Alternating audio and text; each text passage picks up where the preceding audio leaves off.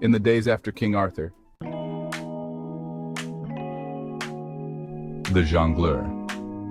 During Arthurian times, the values of bravery, chivalry, and service were spread far and wide, coloring men's deeds everywhere. In this respect, the Dark Ages were not so dark because the deeds of these men lent light to the future in the form of chivalry.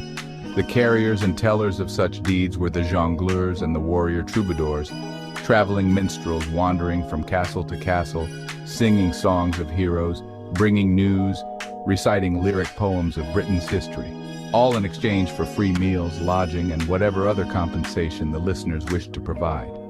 The freest of men, they roamed the countryside at will, owned by no one, ruler of none but themselves, but always welcomed by one and all. They searched not for fortune, but, as Whitman realized in his Open Road, they were good fortune.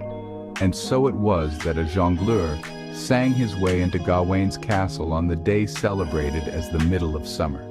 Gawain, the light-hearted merry man who often showed youths how to be young, had found true love in his spouse, Catherine, and yet lived many zesty days with her as she danced in his fine, twinkling eyes. The Harritine. The flagship of Thule enters the uncharted waterways of the marshes called the Fens. It carries Ern, king and commander of Thule, Scandia, and Daneland. The ship makes its way ever deeper into the Fens, that place of exile of Ern's grandfather, King Aguar.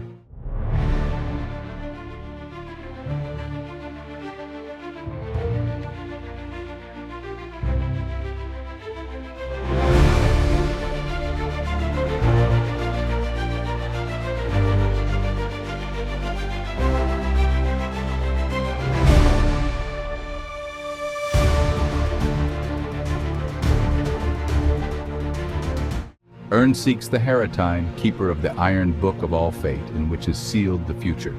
With Britain's and Thule's borders about to close, this is Ern's last chance. To come here, to the heart of the Fens where the Harritine lives and hides, is simply something that the owner of the swinging sword must eventually do. Feelings of dread accompany Ern as he walks the way to the Harritine's lonely hut home.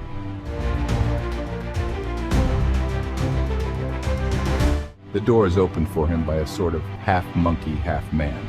A small candle flickers and illuminates the crumbling pages of an ancient book.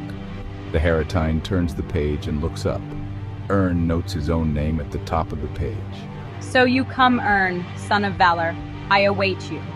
I know only too well the legend of the swinging sword, the sword that I hastily forged to guard against evil. With it you will lead armies, walk the halls of palaces, travel far to foreign lands, but it is an awful master and will never bring you peace, since its terrible thirst for blood will bring many evil men to their end. Come, show me the blade. For the last time I will look upon the monster that I have made. Once I warned your father, Prince Valor, that the owner of the blade would never find contentment, and I showed him the future, that Camelot was to be ruled by Morgana. But you know what he told me? He said that this thing called contentment is only for those who have reached their goal and are satisfied to go no further. He then used the accursed sword to help change the future of Camelot. And so I tell you now as a prophecy that after 6 years of peace, the free world of good men will end suddenly, and that only the swinging sword and the crimson spear stand in the way of this fate. Go now. Be gone. Let me die in peace.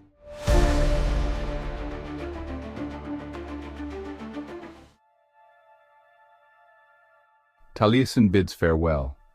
Riding down the coast to Tintagel at the tip of Cornwall, Percival and Darrell seek out Taliesin, for it is rumored that he is about to depart Britain. Indeed, Taliesin awaits, and there is a hearty greeting between the king and his wizard.